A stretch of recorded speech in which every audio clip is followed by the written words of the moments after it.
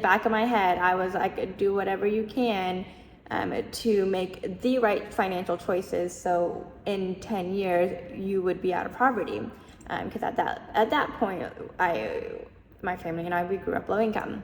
And I was looking for that same article today, and I couldn't find it, but I found something by an economist, Peter Temin from MIT, and he essentially said it requires almost 20 years of nearly nothing going wrong to escape poverty. And I honestly couldn't agree with that more. Over the last 12 years, every major event in my life happened in my favor. And during that time, that was when I was building my financial safety net, right? So if I fell at any of that time, I wouldn't necessarily have been able to catch myself financially as I would be able today. I may have been in a different financial position if things didn't go my way, right, financially. So over the years, I was just starting to save as much as I could. No arbitrary number in mind. I just knew I needed to have that financial safety net. I mean, and honestly, in the first few years, it was just me in college, so there wasn't very much getting saved or even invested. Not that I knew anything about investing then, but when I hit about 25, 26 years old, I, out of curiosity, just wanted to know how much I had saved up, and I looked at my retirement accounts because that's where most of my investments were. That's where most of my wealth was invested.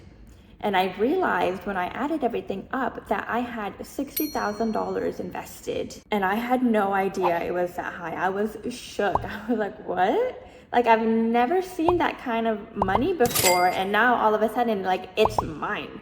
It's in my retirement accounts.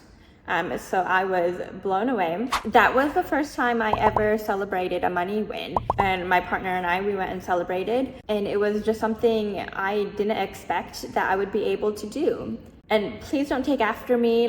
Don't wait that long to celebrate a money win. It doesn't mean you have to spend a whole bunch to celebrate, right? But acknowledge that you had that money win and keep going. When I was 27 years old, that's when I hit the $100,000 net worth. That's when I started feeling more peace with my financial situation, and I could start shedding my scarcity mindset. And that's the scarcity mindset is essentially when you feel like you don't have enough and you never will have enough. And for me, that started because I saw my dad always kind of being frustrated with money and growing low income. I felt like there was never enough money, because honestly there wasn't when we were growing up. There was just not enough. So I took that into adulthood. And now over 10 years later, I'm still trying to shake that mindset off. So it takes work. So getting to that point was more than just hard work. Being able to reach financial goals, travel, and live in New York City. When we were in New York City, when I hit that $100,000 mark, that was only doable because I did have a few privileges. I didn't have any student loans. I was able to pay for all of college with need-based aid. I guess one saving grace of being smart and low income, there's just a lot of need-based aid out there that I qualified for. Once I graduated from college, I was able to do a around the world trip with a few friends. One way to be able to afford that was I moved back home with my brother. I left all my things there, didn't have to pay rent, and did a whole 3-month trip around the world. And then when I was living in New York City, I was living with my partner, and we were living with family friends in essentially their attic. We were able to have very affordable rent during that time, so that allowed me to save aggressively as well. So definitely a lot of factors in my life that happened that allowed me to be able to save, but then also indulge in other places. So here are the 4 things that helped me save and build wealth in the beginning. Number one is just to start, honestly. Like, there's so much information out there. If you just wait until you feel like you know enough, until you've done a little bit more research, you're never gonna get started, right? Just start. Open up a high yield savings account. If you don't already have a high yield savings account, go ahead and open that. And that's gonna make you more money just with your cash sitting in that account than it was sitting in a traditional like a traditional larger bank that we all know, those large banks that we know today. So just start. If you're anything like me, if you start kind of overthinking things and doing the research, you're gonna get yourself into analysis paralysis where you just don't know what the right decision is. But it's okay not to know fully what the right decision is, because once you make that move into investing and savings and investing, you can always change things to better suit you as you learn more. Number two is to spend based on your values. So as you're starting out in your wealth building journey, it can feel like you're cutting back on things because you were spending it before. Now we're trying to funnel that money into something else, right? Maybe it's retirement. Now it's, how do you get to a point where you don't feel like you're depriving yourself so much, just so you can afford, you can have the future that you're wanting, right? That's to be able to not feel like you're depriving yourself is by spending based on your values.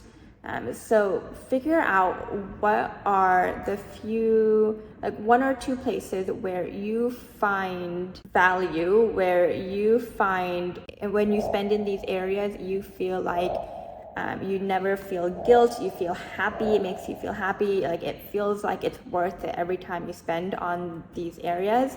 And that's where we're gonna spend heavily. We're going to spend heavily in those categories, and we're going to spend it unapologetically. A few things that I like to spend on is just being able to treat my friends and family. If I'm going out to dinner or if I'm inviting them out, I want to be able to just pay for dinner so they don't feel that burden of having to, if they want to see me, they have to financially they have to spend, right? I don't want them to feel that way, especially if I know they have other goals that they're wanting to spend on. And so that has always been something that's been important to me.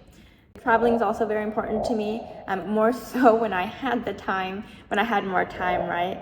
And that's really how I was able to spend unapologetically after college once I graduated and did a around the world trip. At this point, I've been to 4 continents, over 20 countries, over 20 U.S. states as well, including Alaska and Hawaii. So I was very willing to spend in that area, and then we were just saving everywhere else, right? So figure out where your values lie, spend there, and then everywhere else we're cutting back. Okay, number 3 is to invest your money as early as possible and to automate. This is so important. So the key to building wealth is time. That's because we're allowing compound interest to be able to work its magic, and that's essentially where your money is making money off of itself, right? Without you having to put in extra work or without you having to put in extra money into your accounts. So start investing as early as possible and then automate those investments. So once your paycheck hits your checking account, tell your checking account to send the money that you're trying to invest to your Roth IRA. If you're investing within your employer sponsored plan, your 401k or 403b, have that automated out. Do it now especially if you're getting an employer match, right? Make sure you're doing everything you can to get that match. But once things are automated, it's set and you can forget it, and just know that every time your paycheck hits, you're investing for your future. Okay, and then the last one, number 4, is to live within your means. This can sometimes be a tough one, right? To live within your means, especially if there's a lot of outside factors where people are asking you to hang out or go on trips or do a lot of things where you don't necessarily feel like you can afford all of. And that's where it's really important to figure out what your values are, spend in those categories, and then everything else you just kind of have to say no to or say yes to them less often, right?